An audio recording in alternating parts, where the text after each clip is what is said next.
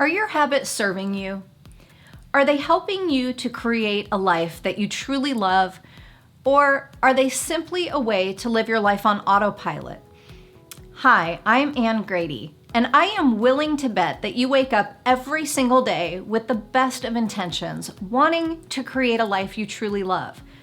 Unfortunately, our brain doesn't rise to the level of our intentions, it falls to the level of our habits. And if we're not deliberate about cultivating the right ones, then each day becomes the same day. So what is a habit? How do you identify which ones are helping you? And what can you do to develop ones that are going to build your resilience and create a life of purpose on purpose? Well, first, a habit is nothing more than a cognitive shortcut. Your brain will take anything that you repeatedly think, say, or do and convert it into a habit so it doesn't have to work as hard. So try something with me. Cross your arms. All right. Now cross them in the opposite direction. Now, I would be willing to bet that the second way was a little more clunky.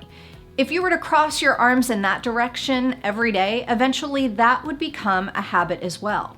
So your brain just takes whatever we repeatedly think, say, or do and creates that cognitive shortcut.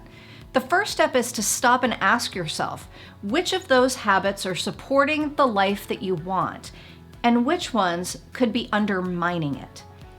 Next, we try to take all of our habits and change everything at once. If you've ever set New Year's resolutions, we start the month off, start the new year. I'm going to eat better, be a better friend. I'm going to stop drinking. I'll start doing all of these wonderful things. I'll work out. Halfway through January, you've got a beer in one hand, a cheeseburger in the other. You went to the gym. That hurt. Why would I do that again? And we go right back to what we were doing before. You see, behavior change happens one of three ways: slowly, rarely, or never. So start by identifying one habit. For example, let's say that you wake up every morning, the first thing you do when you get out of bed is check your email, look at social media, and watch the news. Congratulations. You have just allowed your brain to be hijacked by our negativity bias, making it easier for you to spend the entire day focusing on what's wrong instead of choosing to look for what's right. Now, you're not just going to stop waking up, so what can you do instead? Well, you can't just break that habit unless you have something to replace it with. So what could you do in the morning instead of checking email, watching the news, or looking at social media? Start by giving yourself the gift of 15 or 20 minutes to just sit quietly, be alone with your thoughts, enjoy your coffee, or snuggle your pet.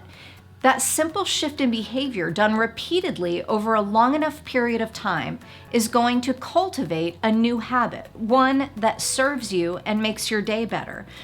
Unfortunately, it doesn't take 30 days or 60 days or 90 days to create a new habit. It takes however long your brain takes to lay that new neuro pathway. So what's the easiest way to get started? Well, S.J. Scott created an idea called habit stacking, basically meaning that the easiest way to cultivate a new habit is to tie it on to an existing one. So every day, let's hope you brush your teeth. While you're brushing your teeth, if you want to start a new habit like gratitude, you can start to think of 3 things you are grateful for every single day while you're brushing your teeth.